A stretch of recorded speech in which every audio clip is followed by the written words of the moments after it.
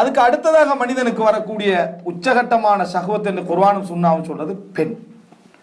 குர்ஆனும் சுன்னாவும் சொல்றது என்னது? பெண். பொருளாதாரம் அல்ல, பொருளாதாரத்தை பெண்ணுக்காக இழப்பான். பொருளாதாரத்தை பெண்ணுக்காக என்ன செய்வான்? இழப்பான். மனைவிக்காக நாம பெண்ணுக்காக இழக்கலை, மனைவிக்காக இழக்கலன்னு யோசிக்கூட. ஹராமான வழியில சொல்றேன், விளங்கிட்டா? ஹராமான வழியில் என்ன செஞ்சிருவான்? அந்த இழப்பான்.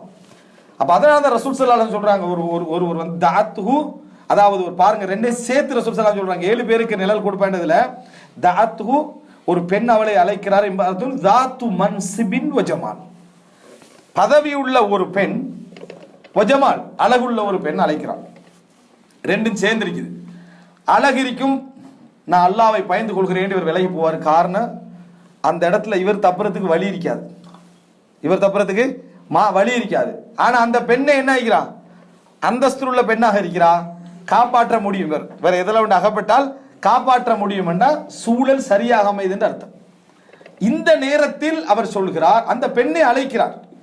இந்த நேரத்தில் அவர் சொல்றாரு, நான் அல்லாஹ்வை என்ன செய்கிறேன்?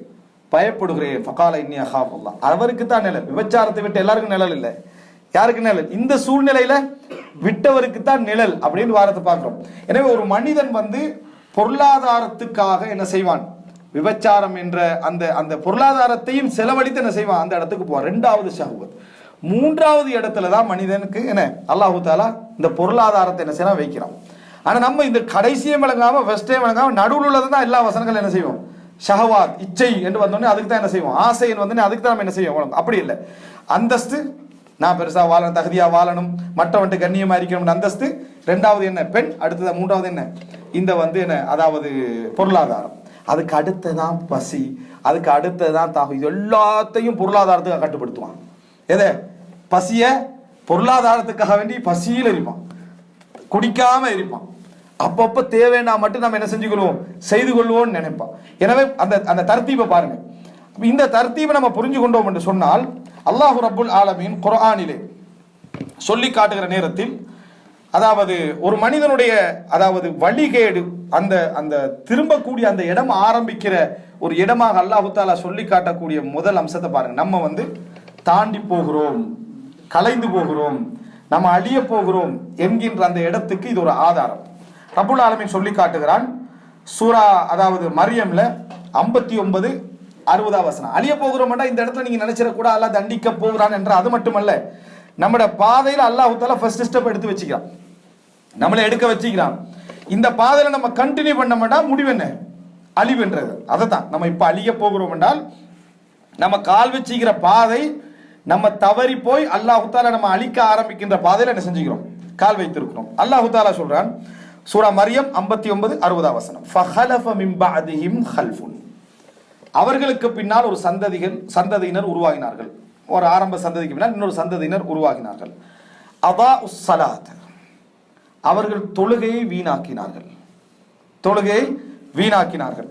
வத்தபஉஷ் ஷஹவாத், மனோ இச்சைகளை பின்பற்றினார், ஆசைகளை பின்பற்றினார்கள். வத்தபஉஷ் ஷஹவாத், ஆசைகள்னா இந்த 5 உங்களுக்கு என்ன செஞ்சிரணும்? வந்துறன. அதுல ஆசைகளை என்ன செய்தார்கள்? பின்பற்றினார்கள். ஃபஸௌஃப யல்கௌன கய்யா, அவர்கள் நரகத்தை என்ன செய்வார்கள்? அழிவை அடைவார்கள். இல்லாமன் தாப, தௌபா செய்தவர்களை தவிர. நான் ஏற்கனவே உங்களுக்கு ஒரு 5 விஷயம் சொன்னேன். இந்த 5 எப்ப நீங்க ரிலேட் பண்ணிக்கங்க. அதுல ஒன்று என்ன? தௌபா. தௌபா செய்தவர்களை தவிர, வ ஆமன, ஈமான் கொண்டு, வ அமில சாலிஹன், அதுக்கு பின்னால் என்ன? நல்லமல்கள் செய்தவர்களை தவிர, ஃபஉலாயிக யதுகுலூனல் ஜன்னத வலா யுظலமூன ஷையா, அவர்கள் சொர்க்கத்திற்கு நுழைவார்கள், அநியாயம் கொஞ்சம் கூட அநியாயம் இழைக்கப்பட மாட்டார்கள். இந்த சொர்க்கத்திற்கு நுழைவார்கள், கொஞ்சம் கூட அநியாயம் இழைக்கப்பட மாட்டார்கள் அல்லாஹ் சொன்னது யாரு? தொழுகை வீணாக்கி சகவத்தை பின்பற்றியவர்களுக்கு அல்லாஹ் சொல்றான். தௌபா செஞ்சிருந்தால், அதுல இருந்து அவங்க என்ன? தௌபா செஞ்சிருந்தால். எனவே இந்த தௌபா என்ற ஒரு அடையாளமா வச்சுக்கோங்க. அவர்கள் அந்த பாதையில நிலைத்திருக்காமல் இருப்பதற்கு ஒரு பெரிய ஒரு பாதுகாப்பு எது? தௌபா என்பதை வச்சுக்கோங்க. அப்ப அல்லாஹ் ரப்பல் ஆலமீன் இங்க என்ன சொல்றாங்க? முதலாவது, ஒரு மனிதன் தவறான வழியில போகிறான், அழிக்க போகிறான் என்றால் அவன்கிட்ட முதல் வீணாவது எது? தொழுகை. அஸ்ஸலா முதலாவது வீணாகும். எது தெரியுமா? அவனிடத்துல தொழுகை வீணாகும். 5 நேரம் டைமுக்கு தொழுது கண்டிருப்பான். அதுக்கு பின்னால முதலாவது அந்த டைம் கேட்டா அவ்வளவு வக்தல்ல, லுஹரை வந்து என்ன செய்யணும்? அசருக்கு முன்னால தொழுதுறோம். ஜிப்ரீல் அலைஹிஸ்ஸலாம் 2 நேரத்துல தொழுது காட்டினாங்களா இல்லையா? இது அவ்வளவு வக்து, இது ஆகர் வக்து, இதுக்கு இடையில தொழுதுறோம். மக்ரிப இஷாவுக்கு முன்னால என்ன செஞ்சிடணும், தொழுதுறோம். இஷாவை அதுக்குரிய டைமுக்கு முன்னால, சிலர் நடுநிலை செய்வாங்க, சிலர் ஃபஜ்ர்னு சொல்லுவாங்க. வணங்கிட்டா, ரெண்டு கருத்துமே இஸ்லாமிய அறிஞர்களுக்கு மத்தியில. இதுக்கு முன்னால என்ன செஞ்சிடணும், இஷாவை தொழுதுறணும். ஜமாத்தோட தொழுறது கடமை, வாஜிப். அதுல பிழை விடுறது பாவம். அத காரணம் இல்லாமல் தொழுகையை வந்து நம்ம பிந்த வைக்கிறது செயல் ரீதியான ஒரு குஃபர், இறை நிராகரிப்பு. இப்படி எல்லாம் என்ன செய்யற நம்ம ஹதீஸ்களை பார்க்கிறோம். எனவே இலாஅத்துஸ் ஸலா, தொழுகை வீணாக்குதல் என்பதற்கு ஒரு முக்கியமான ஒரு மார்க்க அறிஞர் சொல்லக்கூடிய விளக்கம் என்னென்றால், தஅkhீருஸ் ஸலா அன் அவ்காத்திஹா. முதலாவது ஸ்டார்டிங் எதா நடக்கும்னா தொழுகை வந்து அவர் என்ன செய்வாரு, டைமுக்கு தொழுவதிலிருந்து வீணாக்க ஆரம்பிப்பார். முதல் அழிவுக்குரிய ஒரு அடையாளமா அவருக்கு என்ன செய்யும் இருக்கும். நல்லா தொழுதுட்டு வந்திருப்பாரு. சிலர் வந்து சுபகு தொழுகையில வீணாக இருந்திருப்பாங்க. அவர் முதலாவது ஸ்டார்ட் ஆகுவார் லுகர்ல மாறுறதுக்கு, அதோட சேர்த்து என்னது இஷாவுல மாறுறதுக்கு. எல்லா தொழுகையும் இப்ப என்ன செய்யும், கொஞ்சம் வீணாக ஆரம்பிக்கும். இப்படி வீணாக ஆரம்பிச்சா அவர்கிட்ட என்ன இருக்குமெண்டா, எவ்வளவு வீணாக்குறாரோ அதே அளவுக்கு ஷஹ்வத் இருக்கும், தவறான ஷஹ்வத். சந்தேகமே இல்லை, இல்லைன்னா சந்தேகமே இல்லை. இதுல ஷஹ்வத்ன்றது ஒரு ஷஹ்வத் அல்ல. நான் இப்ப சொன்னேனே, எல்லா ஷஹ்வத்தும் அதுல என்ன செய்யும், எல்லா ஒரு பகுதியும் இருக்கும். இந்த ஏதோ ஒரு தவறான வழியிலான ஒன்றில் உண்ணுவதற்கும் குடிப்பதற்கும் தவறான வழியிலான ஒரு உழைப்பாசை ஒன்று இருக்கும், அல்லது ஒரு பொருளாதார ஆசை இருக்கும், அல்லது ஒரு பெண் ஆசை இருக்கும், அல்லது அந்தஸ்து என்ற ஆசை என்ன செய்யும் அவருக்கு இருக்கும். அதுல அவர் கூட்டிக் கொண்டு செல்கிறார் என்று அர்த்தம். எந்த அளவுக்கு தொழுகிற நமக்கு வீணாகுதோ அந்த அளவு நீங்க என்ன செய்யணும், இந்த ஷஹவத்துல எந்த பகுதி என்ன செய்யுது நமக்கு கூடிக்கொண்டு வருதுன்னு பார்க்கணும். இதுலதான் நம்ம பிழையுறோம். சிலர் இங்க பார்த்தா அல்ஹம்துலில்லாஹ் நம்ம பெண் ஆசையில சரியாகிறோம், பொருளாதார சில எதுவும் இல்லைன்னு நினைச்சிடுறாங்க. இல்ல, இன்னொரு சில பகுதிகளை நான் உங்களுக்கு என்ன செஞ்சேன் இப்ப சொன்னேன். இதுல ஏதாவது ஒன்றுடைய ஆசை அவர்கிட்ட வளர்ந்துட்டு வருது, அவர்கிட்ட என்ன செய்து வளர்ந்துட்டு வருது. அதே அளவுல என்ன செய்யும், தொழுகை வீணாகிட்டு வரும். தொழுகை எந்த அளவுக்கு வீணாகுதோ அந்த அளவுக்கு இது என்ன செய்யும், வளர்ந்துட்டு வரும். அப்படி வளருது என்று சொன்னால் அழிவின் பாதையில நம்ம என்ன செஞ்சுக்கிறோம், இப்ப கால் வைத்திருக்கிறோம். இத உடனே இல்லாமன் தாப, தௌபா செய்து அதை வந்து ஈமான் கொண்டவர் தானே அந்த பிழை செய்யறாரு. அல்லாஹ் மறுபடியும் என்ன சொல்ற, ஈமான் கொண்டு சொல்ற அப்படின்னா என்ன, புதுப்பித்தல், தஜ்தீதுல் ஈமான். அதை புதுப்பித்து கொண்டு சரியான வழிக்கு வந்துட்டான்னா அந்த கை, அந்த என்ன அழிவிலிருந்து அவர் தப்பிடுவார், சொர்க்கத்துக்குள்ள நுழைஞ்சிருவாரு. அப்ப அவரிடத்துல தொடர்ந்து அவர் வைத்துக் கொள்ள வேண்டிய ஒரு விஷயம் என்ன, ஓகே தௌபா. அது அடிப்படை தௌபா. அந்த தௌபா என்ற பகுதியை விடக்கூடாது. ஷைத்தான் முதலாவது ஒரு அடியாண்டி இது எடுக்க பார்க்கிறது, பாவம் செய்யற அடியாண்டி இது எடுக்க பார்க்கிறது தௌபாவை தான். ஃபர்ஸ்ட் அதை தான் எடுப்பான், அந்த தௌபாவை தான் எடுக்க பார்ப்பான். மிக இலகுவான முறையில தௌபா என்ற பகுதியை இஸ்லாமியங்களுக்கு சொல்லி தந்தீங்க. உலகத்துல எந்த மார்க்கமும் மதமும் சொல்லாத அமைப்புல என்ன இது சொல்லி தந்திருக்குது. தௌபா என்ற பகுதி, மன்னிப்பு கொடுக்கக்கூடிய கிறிஸ்தவர்கள் அவங்களுடைய என்னது அந்த புனித தினத்துல பாவங்கள் கழிகிற தினத்துல எப்படி குறைச வச்சு என்ன செய்வாங்க, எல்லாருக்கும் நம்ம என்ன செய்யறோம், மன்னிப்பு கொடுக்கிறோம்னு மன்னிப்பாங்க. அந்த ஒரு ஃபாதரி ஒரு இஸ்லாத்துக்கு வராரு, எதை வச்சு தெரியுமா, குல் ஹுவல்லாஹு அஹத், அல்லாஹ், அதாவது அஃப்வன், அதாவது இன்னல்லாஹ யக்ஃபிரு துனூப ஜமீஅ வ மன் யக்ஃபிரு துனூப இல்லல்லாஹ். அல்லாஹ் தஆலா எல்லா பாவங்களையும் மன்னிப்பான், அல்லாஹ்வை தவிர பாவங்களை மன்னிப்பவன் யார் இருக்கிறான் என்று அல்லாஹ் கேட்கிறான். அவர் அன்றைக்கு மன்னிப்பு கொடுக்க போயிட்டு இருக்கிறார். அவருடைய உள்ளத்துல அந்த வசனம் வந்து அப்படியே பதியுது.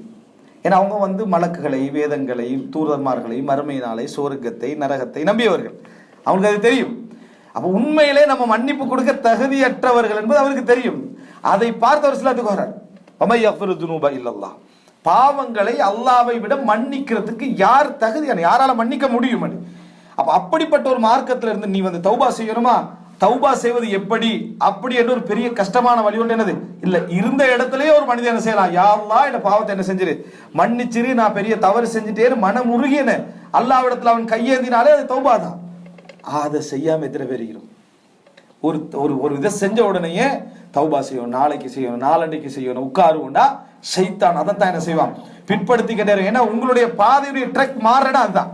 நீங்க இந்த ரூட்டை எடுக்கிற நேரத்துல இந்த பக்கத்துக்கு திரும்புறதுக்குரிய அந்த பகுதி எது, தௌபா. அந்த தௌபாவை ஷைத்தான் எடுத்துக்கிட்டே இருப்பான், உங்களை வழி நடத்திக்கிட்டே போவான், ஒரு குறிப்பிட்ட இடம் வரைக்கும் வழி நடத்திட்டு போவான். அந்த பயணத்துல நீங்க தௌபா மறந்திருப்பீங்க, அந்த பயணத்துல தௌபாவை நீங்கள் மறந்திருப்பீர்கள், உங்களுக்கு வரக்கூடிய பாதை தெரியாம போயிடும். சுபஹானல்லாஹ். அல்லாஹு தஆலா எல்லா பாவங்களுக்கு பின்னால் இதை சொல்லுவா, இல்லாமன் தாப, தௌபா செய்தவர்களை தவிர. அப்ப முதலாவது விளங்கணும் இதாஅத்துஸ் ஸலா, தொழுகை இல்லாமல் போகுதல். நீங்க பாருங்க, எங்கேயாவது ஒரு இடத்துல ஃபர்ஸ்டா நம்ம சந்தோஷமா இருக்கணும்டா, முதலாவது பாரமா வர்றது தொழுகை. தொழுகை தான் என்ன செய்யும், பாரமாக வரும்.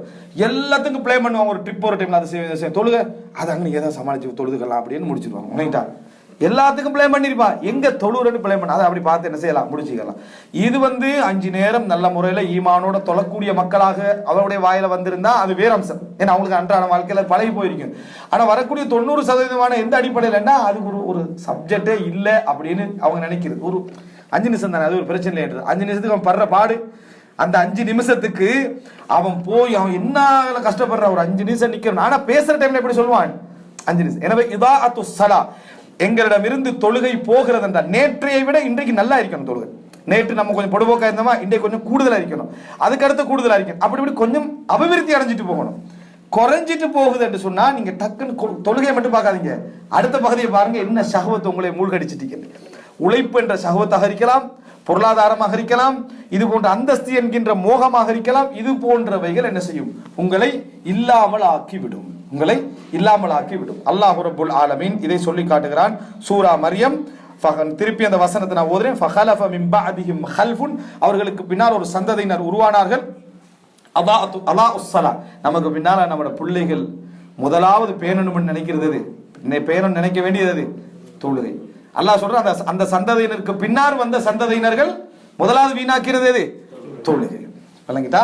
எனவே அதாவது அதை வீணாக்கினால் வத்தபஉ ஷஹவாத், அவர்கள் என்ன செய்வாங்க, மனோ இச்சைகளை பின்பற்ற ஆரம்பித்தார்கள். அதையும் பின்பற்றி தொழுகையும் வீணாக்கினார்கள். தொழுகை வீணாக்கினதுனால மனோ இச்சை பின்பற்றினால சொல்லல, தொழுகை வீணாக்கினார்கள், மனோ இச்சை பின்பற்றினார்கள். ரெண்டும் ஏக காலத்தில் என்ன செய்யும், நடக்கும்.